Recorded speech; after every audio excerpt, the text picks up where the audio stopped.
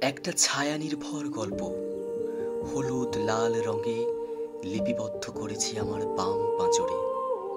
খুব রং ভালো লাগে আমার। বসন্ত এলে যেমনটা হয়, তোমার চোখের তারায় আমি তা দেখেছি। কথা না বললেও হবে, শুধু রাতের আলিঙ্গনকে সযত্নে গুছিয়ে রেখো। বসন্ত এলেই চৈত্র দুপুর ভাঁজ হয়ে যায় আমার তল পেটে। চেনা আবদার ঠিকানা বদলায়। আমি খুব রং ভালোবাসি। শিমুল পলাশ লজ্জা পায় অবেলায়। তুমি কাছে না এলে পাঁজর ভাঙার শব্দে কেঁপে ওঠে বসেক বাতাস। রোমিও জুলিয়েট রং মেখেছিল কিনা জানা নেই আমার, তবে গুরুদেব রঙেরই পূজারী। আমি রং ভালোবাসি।